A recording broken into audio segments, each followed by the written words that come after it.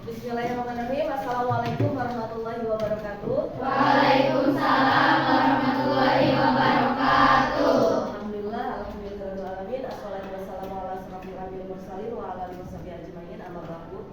Pertama-tama dan yang utama, marilah kita panjatkan puji syukur kita kehadirat Allah Subhanahu wa taala karena hendaknya kita dapat bertemu Pak Amrok Jonghok gitu ya, mencet bahasa Sunda nama.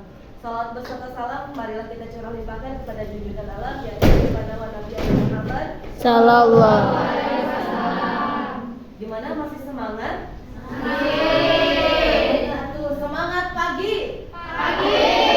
Pagi semangat gitu ya. Siap? Siap. Meskipun cuacanya ini sedang panas menterang, angin badai gitu ya. Untung gaya dulu gitu. Tapi kita harus tetap semangat. Ketika ibu mengatakan semangat pagi, kalian jawabnya pagi semangat. Siap? Bisa?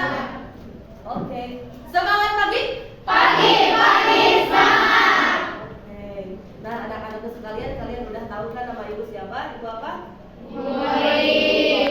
Jadi di sini ibu akan memberikan tips-tips untuk kalian khusus untuk kelas 12 yang dimana ini memang seharusnya diberikan oleh guru BK, bimbingan konseling kepada kalian gitu ya. Jadi di sini ibu telah merumuskan materinya. Nanti kalian boleh catat atau kalian memperhatikan juga gak apa-apa. Gak perlu dicatat juga, tidak apa-apa. Yang penting kalian merap materinya ya gitu. Jadi ini anak-anak, ibu telah merumuskan beberapa materi untuk kalian khusus untuk kelas 12 gitu ya. Pilihan karir setelah lulus. Di sini coba ibu mau dengar siapa di sini yang setelah lulus mau kerja. Oh, lumayan banyak juga ya. Yang mau kuliah, Jo. Lumayan. Yang mau mengikuti kursus. Nah di sini. Jika di sini masih kayaknya ayah lo bingung gitunya, tapi insya Allah kalau perempuan mah bisa memanage diri kalian gitu ya, beda dengan laki-laki. Kalian setelah lulus mau kemana? Kamu harus buka bade jadi nawon, buka gitunya. Biasanya seperti itu.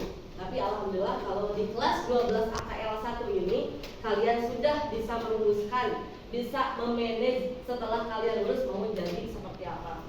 Pilihan karir setelah lulus di sini yang pertama adalah bekerja, karena memang SMK itu karena porsi teorinya itu prakteknya itu lebih banyak daripada teori. Makanya untuk lulusan SMK itu bisa dan boleh banget diperbolehkan dan direkomendasikan juga untuk langsung bekerja.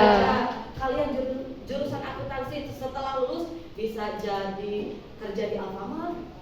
Itu banyak lulusan juga kakak kelas kalian yang jadi kasir Alfamart atau Indomart gitu ya. Selain itu ada juga yang bekerja di desa sebagai tenaga administrasi.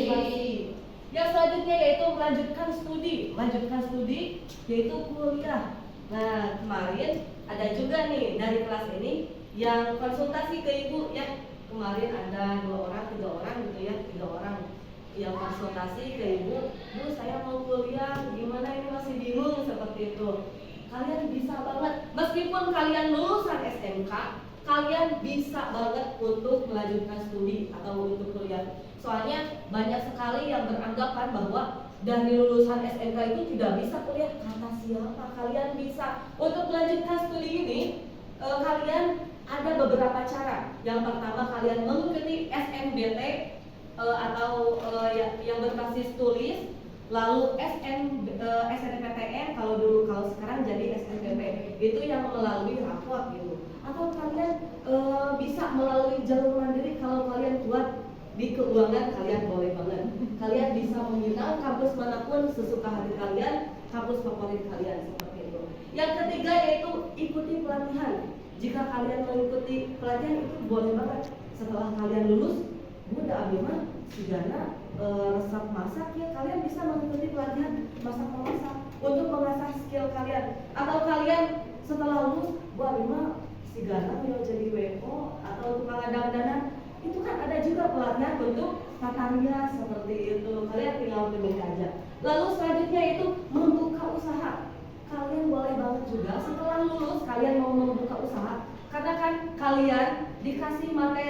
oleh guru waktu SMK kan ada KWU. Kalian sudah praktek juga kan KWU seperti apa? Kalian bisa meneruskan karir kalian di dunia usaha. Lalu yang terakhir yaitu bekerja freelance. Kerja freelance itu apa sih? Kerja freelance yaitu kerja yang tidak terikat kontrak. Kalian bisa semau kalian kerjanya, pokoknya tidak terikat kontrak dan waktu. Itu boleh banget kalian ya. Lalu ini hal yang perlu diperhatikan untuk studi lanjut. Nah ini tadi yang mau kuliah kan lumayan banyak juga. Nih ada beberapa hal yang harus diperhatikan oleh kalian untuk kalian yang mau melanjutkan studi atau yang ingin kuliah. Yang pertama yaitu tentukan jurusan sesuai passion. Gua memang passional, kayaknya pengen jadi model deh atau naon gitunya. Nah tentukan dulu passion kalian. Kayaknya saya mah suka ngomong, suka bicara di depan kelas, kayaknya saya mau jadi guru deh. Nah jadi harus ditentukan dulu passion kalian itu apa, gitu ya. Lalu yang kedua, cita-cita yang ingin kamu capai. Karena dengan cita-cita ini kalian bisa berkembang, kalian bisa memotivasi diri kalian sehingga kalian bisa lulus dengan harapan yang telah kalian tanam dari sebelumnya seperti itu. Lalu yang ketiga, akreditasi jurusan dan kampus. Ini perlu diperhatikan juga karena setelah kalian lulus kuliah misalkan, itu diperhatikan juga bila kalian mau daftar CPNS, itu kan minimal B jurusan atau kampus itu B lah minimal, jangan sampai C lah gitu ya. Lalu yang keempat, kualitas dosen pengajar. Kalian kan bisa searching di Google, misalkan di kampus ini lulusan dosennya dari udah jadi doktor atau apa gitu, kalian bisa dilihat dari sananya. Kualitas dosen itu bisa dilihat dari gelarnya, yang udah doktornya berapa gitu ya, paham? Nah ini yang terakhir untuk kalian perlu diperhatikan untuk kalian yang mau melanjutkan kuliah, yaitu prospek kerja lulusan jurusan. Paham nggak? Jadi prospek setelah kalian lulus di jurusan tersebut apa? Jadi naon wae harus diperhatikan juga harus kalian searching juga. Misalkan saya jurusan IT Bu, jurusan IT prospek kerjanya jadi naon wae setelah lulus. Bisa jadi guru di SMK, terus kalian bisa bekerja di perusahaan dan lain sebagainya seperti itu. Jadi itu harus diperhatikan juga. Lalu ini hal yang perlu diperhatikan dalam memilih kursus. Di sini misalkan ada yang mau mengikuti kursus, harus diperhatikan juga. Yang pertama yaitu kualitas alumni. Kita lihat dulu alumninya. Misalkan di pelatihan ini kualitas alumninya pas lumayan. Apakah cici wae atau gak ada job atau mereka berkembang gitu, harus diperhatikan juga. Lalu yang kedua, tenaga pengajarnya seperti apa.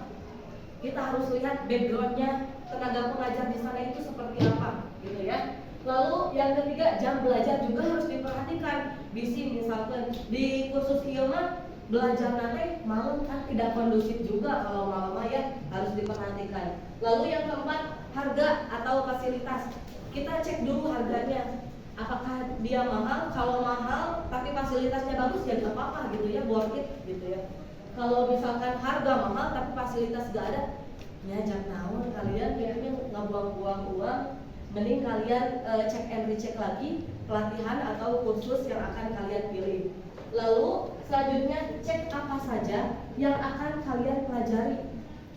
Misalkan kalian mau mengikuti kursus tata rias, kalian harus cek and recheck dulu pelajaran naon atau kurikulum apa yang akan mereka buat kalian gitu ya, yang akan kalian pelajari naon wae. Lalu yang selanjutnya, hal yang perlu diperhatikan dalam memilih kursus atau pelatihan. Selain itunya ada lagi ini. Ini bukan kursus tapi bekerja ya. Ibu salah. Yang pertama yaitu gali informasi tentang perusahaan. Misalkan kalian mau ngelamar di perusahaan A, jadi kita harus menggali dulu perusahaan A naon wae itu dalam bidang apa. Misalkan kalian mau di lembaga, misalkan lembaga zakat, tapi lembaga zakatnya naon wae itu di dalamnya kalian harus dipelajari dulu ya. Soalnya nanti misalkan kalian melamar terus ditanya ke HRD, apakah Anda tahu ini perusahaan apa? Perusahaan amal apa? Misalkan kalau kalian tidak tahu kan bakal jadi bumerang oke buat kalian. Udah coret di masalah misalkan begitu. Lalu yang kedua, buat lamaran dengan jujur. Jangan sampai kalian tidak jujur. Misalkan lamaran pekerjaan lulusan Oxford. Padahal kan kalian lulusan SMK atau skill yang bisa lancar bahasa Inggris. Setelah kalian misalkan diterima oleh perusahaan tersebut, terus kalian ada si ibu iya misalkan jago bahasa Inggris mah, setelah kalian misalkan dipraktekkan aku nggak bisa kan, jadi mengecewakan juga. Bisa jadi kalian langsung di SP atau kumaha gitu ya. Lalu yang ketiga yaitu perhatikan etika berpakaian. Tetap dimanapun kalian berada, kamu lulusan SMK mah kudu biasa ngajaga aurat, biasa ngajaga etika, biasa ngajaga tata cara berpakaian kalian ya. Jangan sampai kalian melamar kerja itu misalkan ada orang mah geus bebas ieu, dandan gitu, pakai rok mini dan lain sebagainya. Tetap harus diperhatikan ya meskipun kalian sudah lulus SMK. Lalu yang keempat, siap dengan semua konsekuensi. Kalian harus siap dengan konsekuensi suatu perusahaan.